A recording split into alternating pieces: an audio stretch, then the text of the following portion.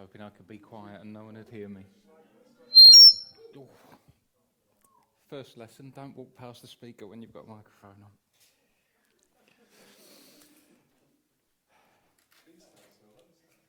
Sorry? Call to action. Yeah. Well, in the absence of a facilitator, I guess I'll just introduce myself. Oh, you're going to step in, Richard?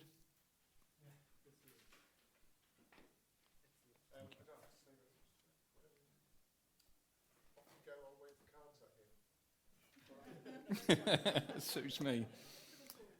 Yeah, I'm Gavin Ireland. I've been around in the ISTC for quite a long time, and one of the first things you might notice about today is that the title of the presentation doesn't match what's on the screen. And there's a very good reason for this, because when I saw it printed, I thought, you can't even say that without taking a breath. What a ridiculous presentation title. So it became Social Media and Tech Comms. And the other thing I'd like to start with is that I've got a little bit of a confession, and I'm going to do things a bit differently to the way that I planned today. As I was driving down on the way, I was visualising how today would go. As you do, it helps me to prepare and to make sure that everything's going to go correctly. And it hit me that I don't actually do this. Presentations like this, that is. Part of my job is I talk to people one-to-one, big groups like this, even hundreds of people in my job. But I don't do this. And I make a point of telling people, try to avoid standing in front of presentations with lots of fantastic words and pretty pictures as reminders for you to say something. Instead, be social and engage with the room. So as I was driving down the road and thinking about this, I thought, do you know what, forget the slides. I'm just going to leave my agenda up there as a little bit of a reminder to what I'm supposed to be talking about. Now, by way of an introduction, I'm going to tell you one quick fact about me, and that's that I'm no longer in technical communications, as you think of it. My job title nowadays is Knowledge Manager, which I see as a whole different type of technical communications. An interesting fact about who I work for a wholly owned subsidiary of BSkyB. They're called Sky IQ. And they're the people that, for example, if the person sitting next to you and you are watching Sky on your TVs at home, living next door to each other, you could actually be watching different adverts in the advert break, because your neighbour might have been identified as someone who's got a 5-year-old BMW, so the local BMW dealership's adverts on their telly. Whereas you might have been identified as a single parent with young children, so a local crash facility might be on your TV. And that's what my company does. So the most important thing about the introduction, as far as I'm concerned, isn't me or what I do or what my company does, it's you. If you really want to know about me and what my company does, it's in the introduction, it's on the website.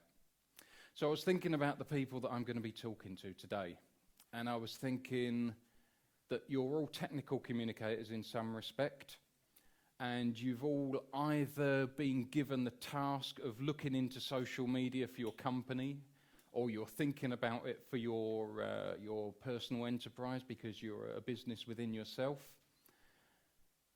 or you're already doing it and wondering what you can do next.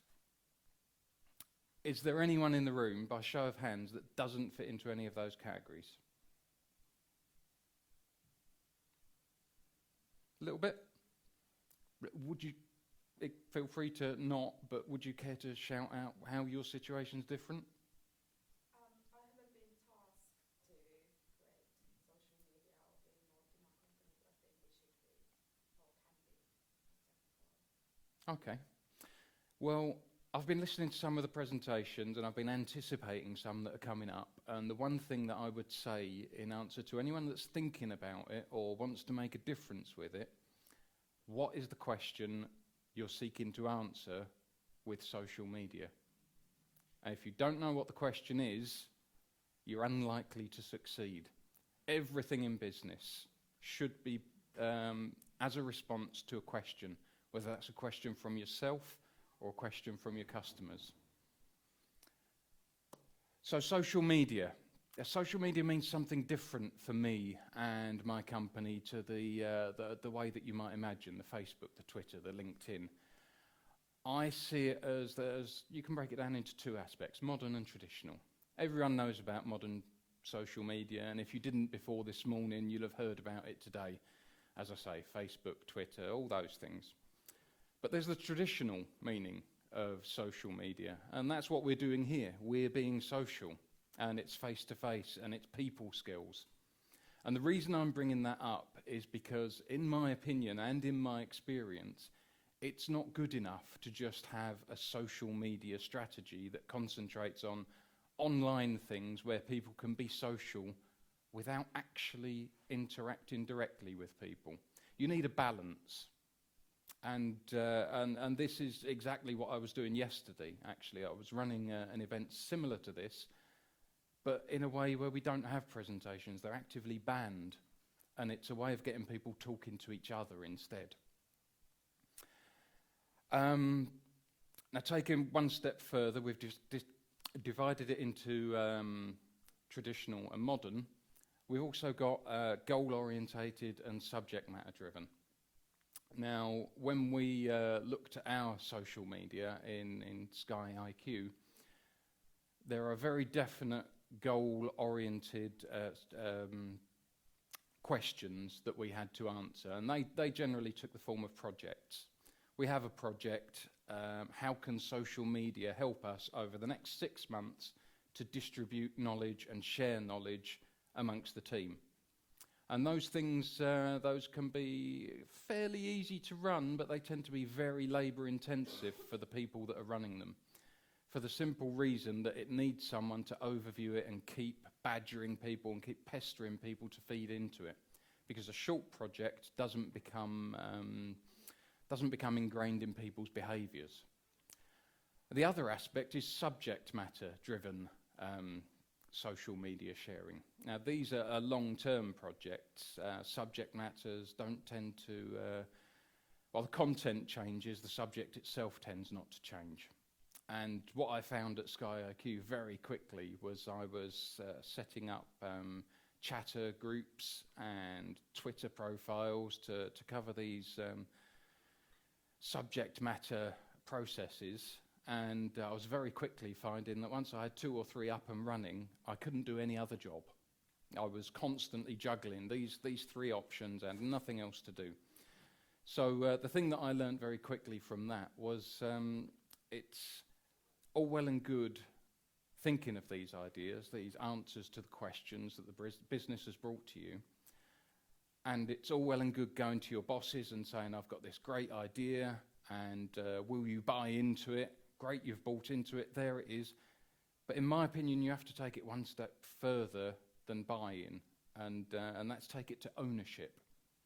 Because once you get the group that are using your social media to act as owners of that social media group, you can step back, occasionally take a little look, make sure that everything's going okay. But that frees up your time to do much more important things. Start even more groups if that's what's needed. I'm going to jump right ahead now. I'm going to jump right ahead to the examples that we used in our business. One of the first things we did was chatter. This was thrust upon us. Has everyone in the room heard of Yammer or chatter? Chatter's virtually the same thing as Yammer, really. It was thrust upon us by B Sky B. Here's this tool. Here's how you will socially interact from now on. There was an initial flurry of activity, mostly coordinated by myself. It lasted about 3 or 4 months where it completely died. Even with my input, constantly trying to encourage people and tell people and get interesting content on there, completely died. And it only took 5 minutes of looking to realise why that was. Within the company, we already had individual departments using Skype to talk within their departments. We have Microsoft Link, and people were using that to chat around the departments. And that was enough. The chatter groups died because people just didn't see a use for them. They had too many other tools. So this was one of the first things that we learned. It was, if you've got too many tools to do the same thing, some of them are going to fail. So rather than come up with a new tool that people are going to be encouraged to use, actually just see if they're happy using the tools that they've already got. Once we'd established that and let chatter die and stick with Skype and Link, we moved on to a few further stages. One of which was the Knowledge Cafe, which I'd just like to quickly introduce. This is something that we use very, very strongly within the business for internal teams, for sharing knowledge and information. But we've also begun to use it outside of the business. We have process and product customers, and we use knowledge cafes to get them together and get them talking to each other. And I'll just quickly explain what a knowledge cafe is, because I suspect most people won't have heard of it. The idea is that a facilitator stands up for 5 minutes, tells everyone how the process is going to work, introduces a speaker, and the speaker gets 5 or 10 minutes to introduce their subject. PowerPoint and view foils for the older of us in the room are banned, and the speaker has to finish their session with a question. At that point, everyone in the room breaks up into groups of 4 or 5 people and talks about the subject. And then 10 or 15 minutes later, I break everyone up and they all go and talk to different groups. We do this 2 or 3 times and then come back at the end and discuss what we've learnt. There are 2 different formats. We have the technical format, where at the end of it, someone's responsible for gathering together actions and assigning them to people. Or we have the more informal type of sessions. The one I held yesterday was about trying to make our office in St Albans more sociable, in which case I tend to say to people, we're going to have this discussion, we're going to learn things. Whatever you learn, take it away with you and do something about it. Don't wait for me to do it for you. You've learned it, go and do it. These have proved to be fantastically successful. As I say, we have the technical ones. We use these at the kick-off of a project or at the launch of a new product. We get people together and just get them to talk about it to start with. Like, just for example, I mean, I've experienced this a lot, so I'm assuming that everyone else in the room will have experienced it at least once, where you have a presentation where someone or some team has been working really, really hard on a piece of work or a new product, and they stand up, it's a fait accompli, aren't we wonderful, look at our fantastic project, now everyone tell us how great we are. And there's at least 2 or 3 people in the room thinking to themselves, we did that last year, you could have just used ours, or I know a better way of doing that could have saved you a lot of time. Well, that's what these knowledge cafes are about. It's about getting people together to start with, to just talk about it and surface some of that knowledge. It's, as I said before, it's not strictly technical writing, but it is technical communication, which is why I'm still coming every year. Moving on from there, what else do we have? I'm wishing I'd gone through the slides now because I want to jump to number 5. Yeah, what else do we have? In our technical circles, one of the neglected aspects that came to me while I was still a technical author was the knowledge that walks out of a door when a person leaves the business or leaves a team, and not enough of a handover's done or no one's given good enough consideration. Now, as a technical communicator, you guys, you're not the developers and the analysts. You talk to people. That's your job. You actually converse rather than looking at a screen and emailing the guy next to you because talking to them is far too scary. So that becomes your responsibility. All of a sudden, you're the guy that talks to people. Well, go and talk to him, find out what he's learned. Well, it's still technical communication. And actually, you don't need to find out what they've learned. You become a facilitator. You find out who they are, who they're handing over to, if they're not handing over to, which team's going to be doing their work. You just get them together, give them a chance to talk. You don't have to write these things down. Speaking of which, I just want to share something that I learned recently that I think is particularly relevant to talking to people. And it's particularly relevant to technical documentation as well. And that's, the expression's said in many different ways, but what it boils down to is you can't write down everything you know. And the same applies to technical products and technical services. You can't write down everything that's known because, as an old expression we used to use in the army, no plan survives contact with the enemy. So you send your product or your service out there, and I probably shouldn't call end users the enemy, but they start messing around with your product or service, and they discover things that weren't considered. And where knowledge management and where talking to people really comes in is the theory of how memory is stored in your brain. As I said, you can't write down everything you know. For example, if I came to one of you later in the day and said, can you write down everything you've heard today? It's impossible. You wouldn't even know where to start. But if I came to you and I said, do you remember that Gavin Ireland guy?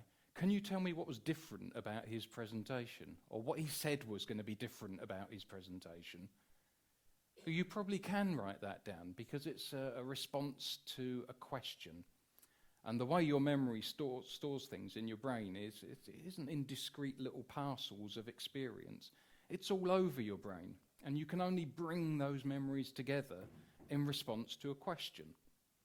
And more often than not, end users of processes or products, they don't have someone to give that question to a moment's notice. As Bridget was saying, with the social media, we're not all in a position where we can have someone on tap 24 hours a day to be watching that social media and answer people's questions. So rather than us being on tap 24 hours a day to answer social media questions, why don't we involve the end users? Why don't we bring together a community? Let's face it, people that have been using our products or services for 6 months or years, they're going to have a lot more experience and knowledge of our products than we will because they're using them in anger. So let them answer their own questions, is our solution. Obviously, you have to have people on hand during working hours that can chase things up, make sure that things are getting answered, make sure that people aren't giving the wrong answers. But there's a wealth of knowledge out there that we very, very rarely tap into. We like to think we're the experts, we'll tell the answers. Well, actually, there's so many more people that could do it for us. And I guess one of the big parts that I wanted to get across today that's a bit more than the technical aspect is social media's out there. Social media's coming, and social media is likely to hit each and every one of us. So as technical communicators, rather than waiting to be told, rather than waiting to be given tools to work on it, why don't we take hold of this social media thing and make it ours? Why not, instead of being a technical author that's struggling to hold on to things, struggling to prove that our manuals and our online help are still worthwhile, why not take hold of these new ideas and prove our value in other ways? Prove our value by saying, well, actually, people don't read the manual. Actually, people look at the online help as a last resort. But as a technical communicator, I've got a better idea. Why don't we use social media? And I'd like at this point to explain how I got into this job in Sky IQ, because I think it's relevant. I was taken on board as a technical author to write data documentation. So all these fantastically clever analysts working out what it is you guys watch and what you buy after you watch and if the things are related. they weren't sharing very well. They weren't writing down what they were doing, and that's what they got me on board to do. I spent about 6 months trying to do that, and then I went to my boss and said, look, at the risk of shooting myself in the foot here, I think you've got me here to do the wrong thing. These guys can't write down what they know. It's too complicated. It's too difficult for other people to understand. So don't pay me to do that. I can do something much more better than that. I can get people together and get them talking to each other. I can enable them with systems to share their information, whether it's face-to-face, through social media, or any other way. And as luck would have it, he said to me, do you know what? I think you're absolutely right. Go and do it. 2 years later, here I am. I've gone from technical author to knowledge manager, and now I'm working with the executive committee of Sky IQ on their knowledge management issues and why the people under them don't understand what's going on across the company. The answer to that, by the way, was very quick and easy to find out. It's because the executive board don't know what's going on across the company. But I guess, apart from blowing my own trumpet, what I'm saying is there's a whole bigger world out there, and as technical communicators, you've got the skills to take the bull by the horns and actually lead it. Not wait to be told, step up there and say, we should be doing this, and I can make it happen. Now, I've talked for long enough. I haven't had the 10-minute sign, but I think I've waffled on for plenty long enough. So I'm going to ask, has anyone got any questions? You talked very quickly about trying to move people from buying into your social media experience to owning it. Perhaps you could expand a little bit and just explain who you thought was going to own it and how you would tell that they now owned it and you could step back.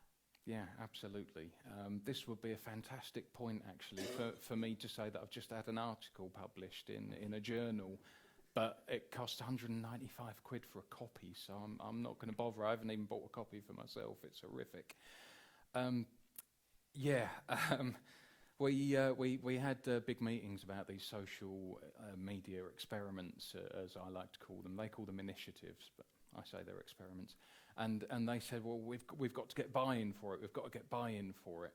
And I was sitting there thinking, buy-in. That's great. That's saying, yes, I think your idea is good. That's not good enough. I need people to take ownership of these projects. Otherwise, I'm going to be dead in the water. I'm going to have 2 or 3 running, and I won't be able to do anything else. And they won't give me a team. So. Not to get too specific, I looked at who the target audience for these initiatives were and how they were going to be using them. And generally speaking, it was analysts and developers who are far cleverer than me. I can't keep up with what they're telling me. And I don't know what everyone else's experience is with these sort of things are, but I tend to find that analysts, developers, engineers, they don't like things forced upon them. And when you're constantly bullying people to do things, they tend to fight back. Or as Bridget says, give them something controversial, that gets them involved. But I wanted more than that. So it really was a case of getting them together in a face-to-face meeting like this and saying, the company wants you to do this thing, this communications thing, and I've had this idea. I actually used PowerPoint for this one. We could do it like this. How do you feel about that? And it was getting them involved from the very outset, and very quickly, when you're talking to people like that, you get to see in the room who are the thought leaders, who are the really keen and excited people, and who are the people that are just happy to be dragged along. And then it's just a matter of involving those thought leaders, those excited people, and saying, look, this is the thing, this is a framework. Tell me how it works best for you, because I'm not an analyst. I don't want to enforce a system upon you. You tell me what I can do for you. And very quickly, I found that they just take ownership. They take it away from you. And as I say, you just need to look in from time to time, make sure they're still using it and using it properly. give it a bit of a nudge if it needs it. And on the flip side as well, if it's dying and a bit of a nudge isn't helping, then close it down. Do something else. If it's not working, why fight to keep it working? Find something that will work instead. Is that okay? Two things, one comment, one question. Yeah, please. The comment is, I thought maybe one of the things you were saying of getting end users involved is a bit what Bridget was saying earlier about being generous and being graceful. We're not the only ones who know the answer. We can share it with end users and have blogs, wikis, whatever. So that might work, and I've worked in a previous company where that did work very well. And my question is, your knowledge cafes, presumably they were face-to-face, real life, not virtual, like here. Yeah, Could you do something similar if you actually were in different offices and you had to do a virtual knowledge cafe? it has been done, and with not by myself, but a guy I know that does them in a different company.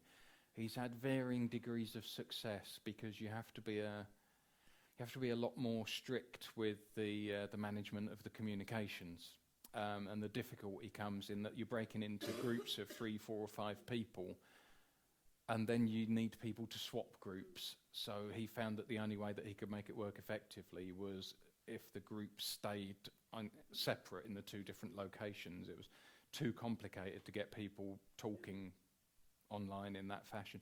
But then you do it separately, and then you get everyone back together at the end, and you can have the 2 or more different offices communicating together at that point. I have 2 questions about the Knowledge Cafe. The first one is, roughly how long does a session last? And secondly, I'm interested in what you do to follow up and how you keep people informed of what you followed up on and how you filter the good ideas from the dross and things like that. Yeah, that's a good question. Generally, I schedule them to take an hour, but I warn people that what tends to happen is they go on for an hour and a half or 2 hours. I always try to finish on time at an hour, but they almost always people hang around and carry on talking afterwards, which to my mind is not so good for the productivity of the business, because the managers want them all to get back to work as soon as possible. But it's really positive to my way of thinking, because they're engaged, they're talking about it, they don't want to go back to their desk, they want to finish talking. By the fact the knowledge is coming out? Sorry? You can't justify the fact that it's going on by the knowledge coming out? Yeah, it's a difficult one when you're talking to money-driven managers, because it's, as I say to them, I'll do those activities you want me to do that can be measured and can justify my existence, as long as you let me do a lot of these other things that are not so easy to measure, but actually, in my opinion, have a much more important output. So it is difficult to justify, but I do. Maybe it's just it's a flexible company. I find that people just choose to stay on longer and carry on discussing anyway. Now, the follow-up is really digging into the modern social media. As I said, I run 2 types. One where I leave it to everyone else to take the actions they want from it, and the more technical one where we actually assign actions and follow them up.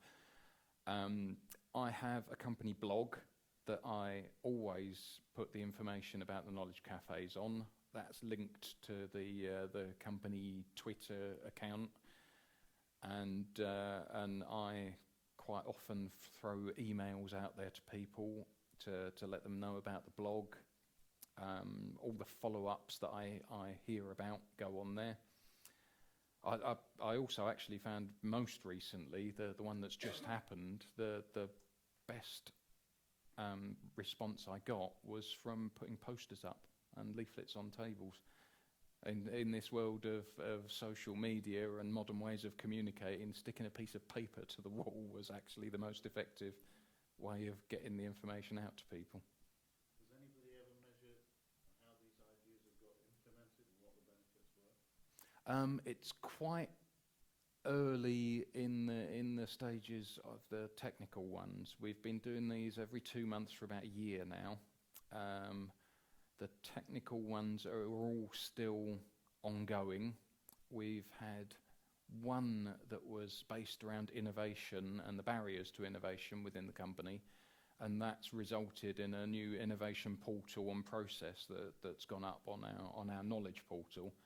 I won't go into all the details, but it's a really clever idea that I stole from Ernst & Young. It gives people the opportunity to put their innovations online all year round so that their managers don't say, yeah, great idea, haven't got time for that, forget about it. And then at the end of the year, the whole company gets to vote for their favourite ideas. The top 5 go in front of a Dragon's Den type scenario with the executive board, and the executive board have committed to making one of those innovations actually happen with the person who came up with it as project manager. So that's just started, and it's been amazingly successful so far, this portal. We've got ideas coming in all the time. We won't be able to give proper measurement of it until a full year's passed and we see what happens, but at the moment it's looking really good. Oh, hello, round the corner. I'm Kingston from Captain. I think we've probably spoken a few times. To what extent you advocate a hands-off approach? To what extent do you police what is put on blogs, social media? The reason I mention it is my boss is very much for social media. However, with the caveat that he doesn't want anything critical of the products on there or anything to be seen as derogatory or criticising in any way. Is that desirable to have a free forum, especially with users? It is very, very difficult to let go of the reins, so to speak. One of my most commonly heard things that I say to people around the company is, I'm doing this on the assumption that we're all adults. And that tends to be as far as it goes. We're all adults. I'm going on the assumption that I can trust adults until they prove to me that they can't be trusted. I'm talking more about end users, guys out there in the interweb world, the users of the products, allowing them to make comments. And I'm not particularly talking either about offensive things or things that are inappropriate, more kind of, oh, why doesn't this work properly? This is just typical of this product. Yeah, that's where having champions, as Bridget said, comes in, because all of those situations can be turned around. There's been some examples in the press recently. I can't think off the top of my head exactly of the ones where comments like that have suddenly disappeared, but it's too late. They've been retweeted and reblogged and they're all over the place. And actually that response by the organisation or the individual was the worst thing they could have done, just removing it and pretending it never happened. We have champions in every group that we set up, and we choose them carefully. We don't just find a volunteer and say, you are a champion. We find champions and let them know, well, we think you're a champion, you already do it. Keep an eye on these situations, and we try to make positive of negative rather than just ignoring or deleting, because we think that's a much more sensible way to do it. When people are moaning that something doesn't work or something's been a bad experience for them, then we try to hold an open conversation and try to get to the bottom of it and offer a resolution. As far as I'm concerned, being open and upfront is the only way to go with these things. But I understand it is very difficult for a lot of businesses to, as I say, let go of the reins and just see what happens, because it's quite scary. But our experience has been 99% positive so far. Your champions then, do they have a bit added to their job descriptions then to sort of, enable them to justify, or, giving them the responsibility, make sure it's done, because it's obviously a key part of the whole strategy? Yeah, it's not job descriptions as such, but it's near. Yes, yeah, we have a PDP process throughout B-Sky-B. A lot of people disagree with it and think it's old-fashioned, but it exists. And anyone that becomes a champion of any of our groups from within the company, that becomes part of their PDP, so they're assessed against it, which we've had the situation where, as I think you were getting at, people haven't had time to do their champion bit and their work bit, And then when it comes to the quarterly PDP review, that's their opportunity to say, well, I'm champion of this group, didn't have time to do it because I was too busy doing these things, and so I expect you to drop the measurements of me against that thing and measure me against this instead.